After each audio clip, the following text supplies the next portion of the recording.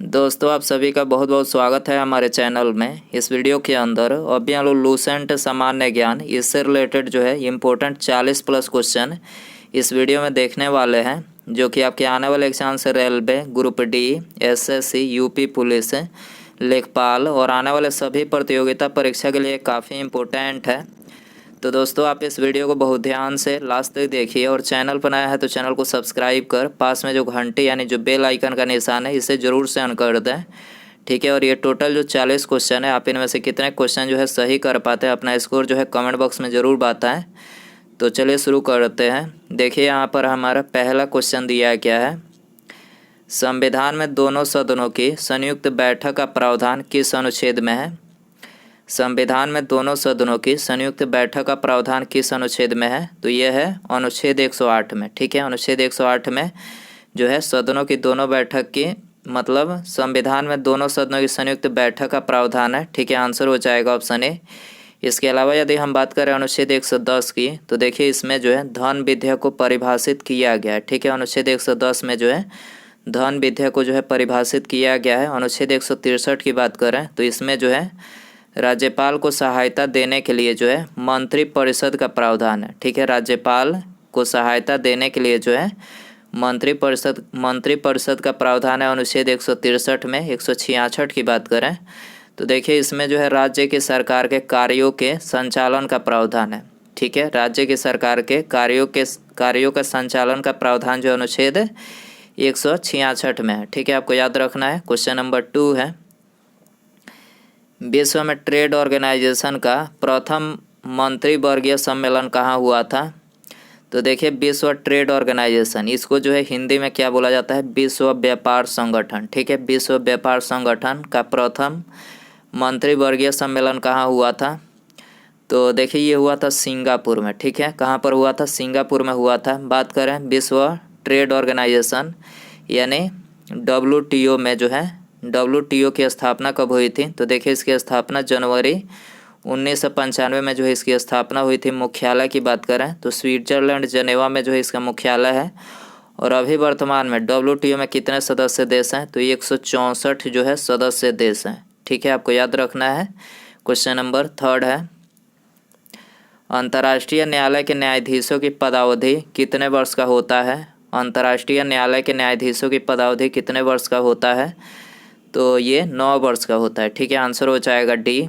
ठीक है, बात करें वर्तमान में अंतर्राष्ट्रीय न्यायालय में जो है भारतीय न्यायाधीश कौन है, तो अभी वर्तमान में अंतर्राष्ट्रीय न्यायालय में जो भारतीय न्यायाधीश हैं तो है दलबीर सिंह भंडारी। कौन है, दलबीर सिंह भंडारी हैं। ठीक है, और इनका जो मतलब अंतर्राष्ट्रीय न्यायालय में न्यायाधीशों की जो पदावधि का कार्यकाल होता है 9 वर्षों का होता है। तो दलबीर सिंह जो भंडारी हैं ये कब निर्वाचित हुए, 2018 में। ठीक है, और इनका कार्यकाल 9 वर्षों का होगा, तो 2027 तक जो है इनका कार्यकाल है। तो याद रखना है 2027 तक जो है दलबीर सिंह भंडारी जो है अंतर्राष्ट्रीय न्यायालय में भारतीय न्यायाधीश हैं। ठीक है, क्वेश्चन नंबर 4 है, राष्ट्रपति का रिक्त स्थान भर लिया जाना होता है। राष्ट्रपति का जो रिक्त स्थान होता है कितने समय में जो है भर लिया जाना होता है, 6 महीने में। ठीक है, 6 महीने के अंदर जो है भर लिया जाना होता है। आंसर हो जाएगा डी। बात करें राष्ट्रपति की, तो भारत के पहले राष्ट्रपति डॉक्टर राजेंद्र प्रसाद थे। ठीक है, राष्ट्रपति पद का प्रावधान कौन से अनुच्छेद में है, अनुच्छेद 52 में है। राष्ट्रपति बनने के लिए न्यूनतम आयु पूछा जाए कितना होनी चाहिए, तो 35 वर्ष होनी चाहिए। और अभी वर्तमान में राष्ट्रपति का वेतन कितना है, 5 लाख है। ठीक है, और राष्ट्रपति जो होते हैं अपना इस्तीफा किसे देते हैं, उपराष्ट्रपति को जो है अपना इस्तीफा देते हैं। तो आपको याद रखना है, और इनका कार्यकाल 5 वर्षों का होता है, वेतन 5 लाख है, याद रखना है। क्वेश्चन नंबर 5 है, पृथ्वी के वायुमंडल का सर्वाधिक घनत्व किस पर होता है। सर्वाधिक घनत्व किस पर होता है, क्षोभ मंडल पर होता है। ठीक है, बात करें क्षोभ मंडल की, तो देखिए क्षोभ मंडल को जो है अंग्रेजी में ट्रोपोस्फियर बोला जाता है, और ये पृथ्वी के वायुमंडल का सबसे निचला हिस्सा है। ठीक है, पृथ्वी के वायुमंडल का सबसे निचला हिस्सा है। ठीक है, इस परत में आर्द्रता, जल कण, धूल कण, वायु धुंध तथा सभी मौसम घटनाएं जो होती है इसी मंडल में होती है, क्षोभ मंडल में। ठीक है, और पृथ्वी के वायु का जो है मतलब इसमें जो है यह पृथ्वी के वायु का जो है सबसे घना भाग है। क्षोभ मंडल जो है यह पृथ्वी के वायु का जो है सबसे घना भाग है। ठीक है, आपको याद रखना है। आंसर हो जाएगा डी।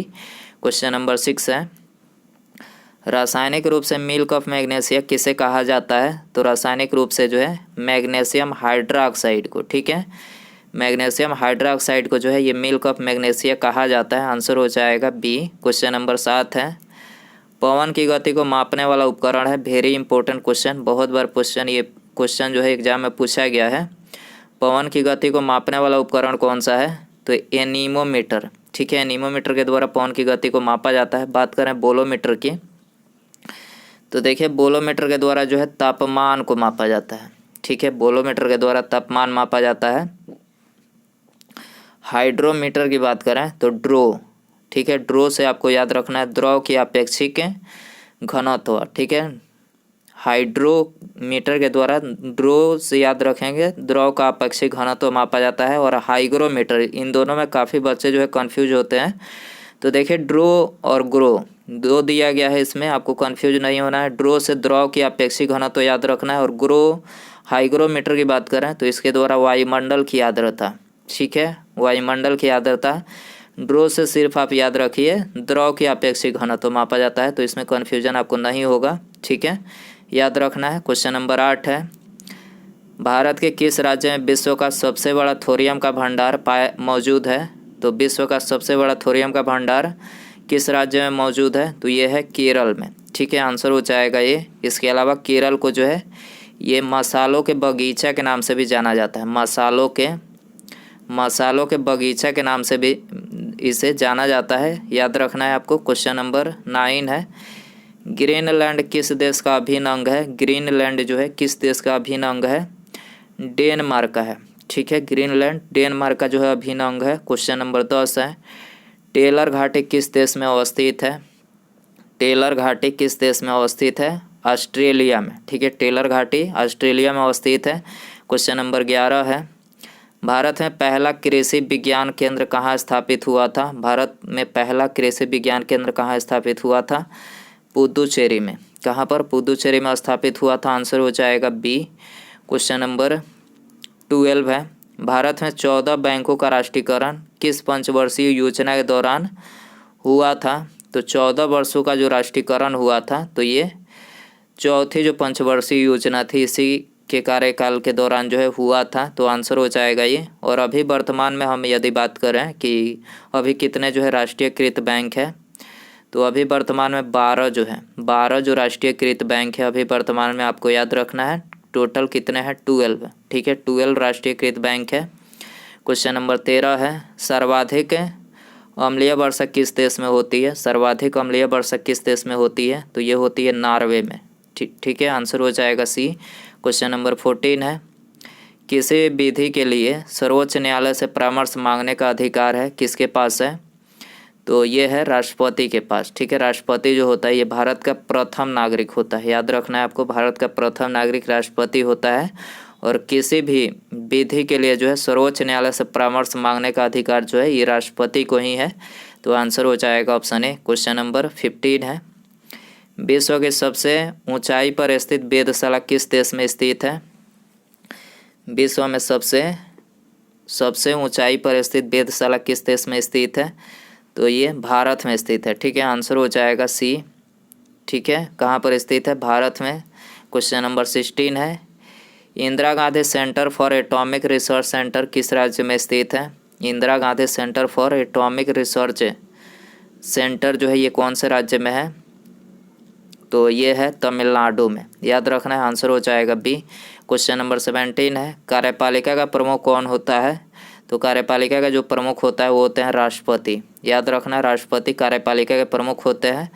क्वेश्चन नंबर 18 है, राष्ट्रपति लोकसभा को भंग करते हैं, राष्ट्रपति जो होते हैं लोकसभा को भंग करते हैं तो प्रधानमंत्री की सलाह पर अनुच्छेद 85 के तहत। ठीक है, प्रधानमंत्री की सलाह पर अनुच्छेद 85 के तहत राष्ट्रपति लोकसभा को जो है भंग करते हैं। क्वेश्चन नंबर 19 है, लाल चंदन भारत में सबसे अधिक कहाँ पाया जाता है? देखिए वेरी इंपॉर्टेंट क्वेश्चन है। अभी हाल ही में एक फिल्म आई है पुष्पा। ठीक है, पुष्पा अभी हाल ही में फिल्म आई है, साउथ की फिल्म है, टॉलीवुड। तो देखिए उस पुष्पा जो फिल्म है उसमें लाल चंदन के इर्द गिर्द जो है ये फिल्म बनाई गई है। इसमें पूरी जो है पूरी फिल्म में लाल चंदन ही दिखाया गया है, लाल चंदन के ऊपर ये फिल्म बनाई गई है। तो ये काफ़ी ज़्यादा इम्पोर्टेंट क्वेश्चन है आप सभी के लिए। तो लाल चंदन जो है सबसे अधिक कहाँ पाया जाता है? तो लाल चंदन को लाल सोना के भी नाम से जाना जाता है, और सबसे अधिक जो है आंध्र प्रदेश में। ठीक है, लाल चंदन जो है, ये लाल चंदन के जो पेड़ है ये दक्षिण भारत के राज्य आंध्र प्रदेश के जो शेषाचलम की पहाड़ियाँ हैं वहाँ पर जो है लाल चंदन पाए जाते हैं, और कहीं भी नहीं पाए जाते हैं। ठीक है, और ये पहाड़ियाँ जो है तमिलनाडु के सीमा से लगने वाले आंध्र प्रदेश के 4 जिलों से मतलब है नेल्लोर, कुरनूर और चित्तूर और कड़पा। ठीक है, कड़पा, ये 4 ज़िले जो हैं ये मतलब यहाँ पर जो है शेषाचलम की जो पहाड़ियाँ है यहाँ पर ये 4 ज़िले लगने वाले हैं। आंध्र प्रदेश के जो 4 ज़िले हैं यहाँ पर जो है ये लाल चंदन का जो वृक्ष है ये पाया जाता है। ठीक है, इसके अलावा जो पूरी दुनिया में कहीं भी ऐसा जो है लाल चंदन के पेड़ नहीं होते हैं। तो ये आप बातें आपको याद रखनी है, ये काफ़ी ज़्यादा इम्पोर्टेंट है। और जो पुष्पा फिल्म बनाई गई है इसके निर्देशक यानी डायरेक्टर का नाम पूछा जाए तो आपको ये भी बातें याद रखनी है, इनके डायरेक्टर कौन है? तो पुष्पा फिल्म के जो डायरेक्टर हैं वो है सुकुमार। ठीक है, सुकुमार जो है ये पुष्पा फिल्म के डायरेक्टर हैं। ठीक है, तो आपको याद रखना है।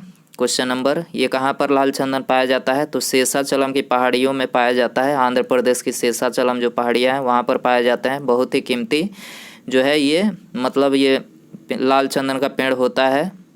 अगला क्वेश्चन देखते हैं, कटास किस देश के विदेशी हवाई सेवा का नाम है? कटास किस देश के विदेशी हवाई सेवा का नाम है?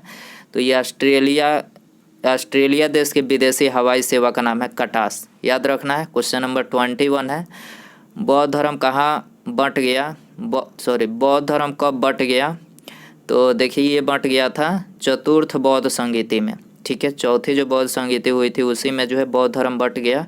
क्वेश्चन नंबर 22 है, भारतीय जागृति का जनक किसे कहा जाता है? भारतीय जागृति का जनक किसे कहा जाता है?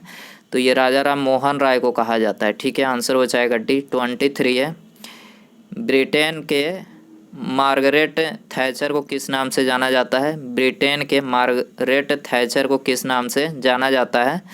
तो ये जाना जाता है लौह महिला के नाम से। ठीक है, आंसर हो जाएगा बी। क्वेश्चन नंबर 24 है, भारत के किस राज्य में लाल मिर्च सबसे अधिक पैदा होती है? तो लाल मिर्च जो है ये सबसे अधिक आंध्र प्रदेश में पैदा होती है। करेक्ट आंसर ये हो जाएगा। 25 है, भारतीय प्रशासनिक सेवा किसके शासनकाल में प्रारंभ हुई थी? तो प्रशासनिक सेवा जो है ये लॉर्ड कॉर्नवालिस के शासनकाल में प्रारंभ हुई थी। आंसर हो जाएगा डी।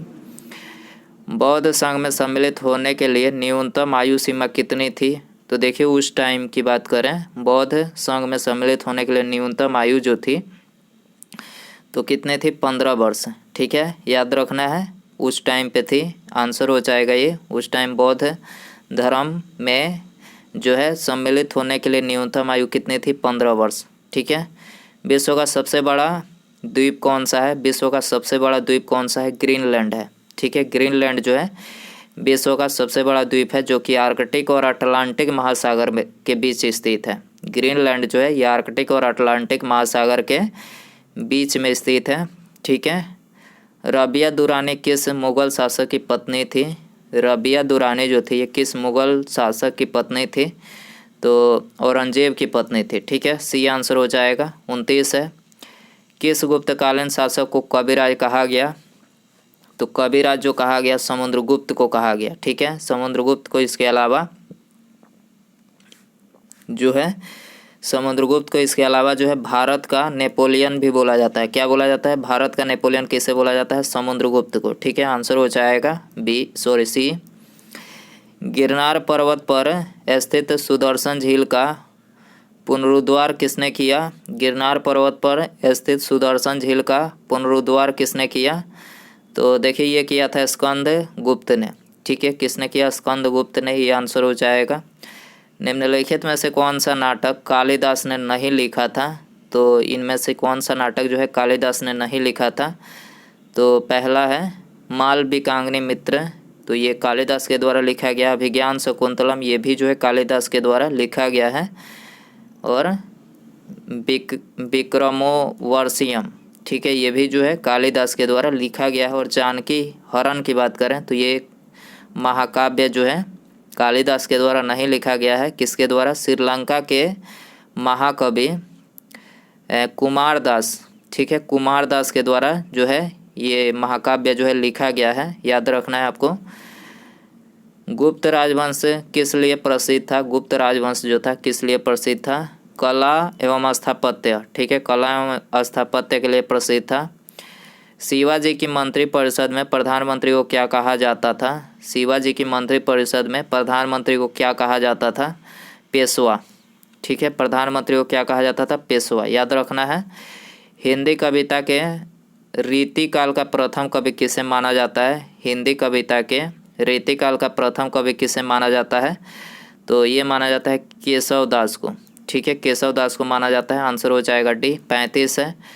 बांदीपुर राष्ट्रीय उद्यान किस राज्य में स्थित है? बांदीपुर राष्ट्रीय उद्यान किस राज्य में है? कर्नाटक में। कहाँ पर है? कर्नाटक में है। आंसर हो जाएगा सी। क्वेश्चन नंबर 36 है। सैंडविच द्वीप का पुराना नाम था, सैंडविच द्वीप का पुराना नाम क्या था?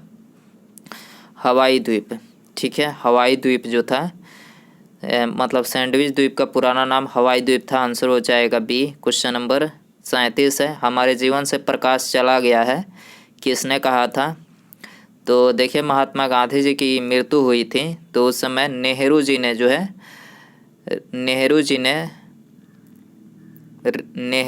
जो है ये बात बोली थी गांधी जी की मृत्यु पर, ठीक है, गांधी जी की मतलब मृत्यु हुई थी उसी टाइम पर जो है नेहरू जी ने क्या बोला था कि हमारे जीवन से जो है प्रकाश चला गया। तो आंसर हो जाएगा ऑप्शन ए। क्वेश्चन नंबर 38 है। दशावतार मंदिर किस नदी के तट पर स्थित है? दशावतार मंदिर किस नदी के तट पर स्थित है? बेतवा नदी के तट पर स्थित है। डी आंसर हो जाएगा। न्यूटन के सिद्धांतों की पूर्व कल्पना किस वैज्ञानिक ने की? न्यूटन के सिद्धांतों की पूर्व कल्पना किस वैज्ञानिक ने की? तो ये ब्रह्मगुप्त, ठीक है, ब्रह्मगुप्त ने की थी। आंसर हो जाएगा बी। क्वेश्चन नंबर 40 है। निम्नलिखित में से किस प्रक्रिया में ऑक्सीजन को हवा में छोड़ा जाता है? किस प्रक्रिया में ऑक्सीजन को हवा में छोड़ा जाता है? तो ये प्रकाश संश्लेषण की प्रक्रिया में जो है हवा में छोड़ा जाता है। किस प्रक्रिया में ऑक्सीजन को हवा में छोड़ा जाता है? प्रकाश संश्लेषण की प्रक्रिया में, ठीक है। प्रकाश संश्लेषण होता है तो कार्बन डाइऑक्साइड जो है पेड़ होते हैं वो ग्रहण करते हैं और ऑक्सीजन जो है छोड़ते हैं। तो याद रखना है आपको ऑक्सीजन। पश्चिम बंगाल की सीमाएं कितने देशों के साथ लगती है? Very important question. दोस्तों, यदि अभी तक आप वीडियो को लाइक नहीं किए हैं तो प्लीज़ वीडियो को लाइक ज़रूर कर दीजिए और अपने दोस्तों में भी इस वीडियो को शेयर ज़रूर कर दीजिए ताकि उनकी भी मतलब हेल्प हो सके। चैनल पर नया है तो चैनल को सब्सक्राइब करके बेल आइकन यानी जो घंटी बेल आइकन का निशान होता है उससे ज़रूर सेंड करें ताकि जब भी मैं कोई नई वीडियो अपलोड करूं उसका नोटिफिकेशन जो है आपको मिल सके। तो बेल आइकन सब्सक्राइब करने के बाद ऑन रखें, ठीक है। पश्चिम बंगाल की सीमाएं कितने देशों के साथ लगती है? तो आप सभी को पता ही होगा 3 देशों के साथ लगती है। नेपाल, भूटान और बांग्लादेश, ठीक है, बांग्लादेश, ठीक है। इन 3 देशों के साथ नेपाल, भूटान और बांग्लादेश, ठीक है, पश्चिम बंगाल की सीमाएं लगती है। सी आंसर हो जाएगा। भारत की स्वतंत्रता के समय गवर्नर जनरल कौन था? भारत की स्वतंत्रता के समय जिस टाइम पे स्वतंत्र हुआ था उस समय जो है गवर्नर जनरल कौन था? तो उस समय जो है गवर्नर जनरल लॉर्ड माउंटबेटन था, ठीक है, याद रखना है लॉर्ड माउंटबेटन। रंगभूमि किसकी रचना है? रंगभूमि किसकी रचना है? मुंशी प्रेमचंद्र की, ठीक है, रंगभूमि मुंशी प्रेमचंद्र की रचना है। मनुष्य के सूंघने की क्षमता को नियंत्रित करता है? तो सूंघने की क्षमता जो होती है उसको कौन नियंत्रित करता है? घ्राणेंद्रिय पाली जो होता है ये मनुष्य के सूंघने की क्षमता को जो है नियंत्रित करता है। सी आंसर हो जाएगा। 45 है और ये लास्ट क्वेश्चन है इस वीडियो का। निम्नलिखित में से कौन सा भारत में जनसंख्या के अनुसार सबसे लोकप्रिय शहर या शहरी समूह है? तो आपको बताना है इनमें से कौन जो है भारत में जनसंख्या के अनुसार सबसे लोकप्रिय शहर या फिर शहरी समूह है। तो देखिए इसका आंसर बता देते हैं आपको। मुंबई है, ठीक है, मुंबई है याद रखना है। भारत में जनसंख्या के अनुसार सबसे लोकप्रिय शहर या फिर शहरी समूह है, तो सी आंसर हो जाएगा। तो दोस्तों ये था टोटल 45 क्वेश्चन। ठीक है, टोटल 45 क्वेश्चन में से आप कितने क्वेश्चन जो है सही कर पाएँ, अपना स्कोर जो है कमेंट में ज़रूर बताएं। और यदि आपको वीडियो पसंद आया होगा तो प्लीज़ वीडियो को लाइक ज़रूर कर दें और अपने दोस्तों में भी शेयर कर दें। और चैनल पर नया है तो चैनल को सब्सक्राइब करके बेल आइकन यानी घंटी का जो निशान है उसे ज़रूर सेंड रखें। ठीक है, मिलते हैं अगले वीडियो में। नमस्कार, जय हिंद, जय भारत।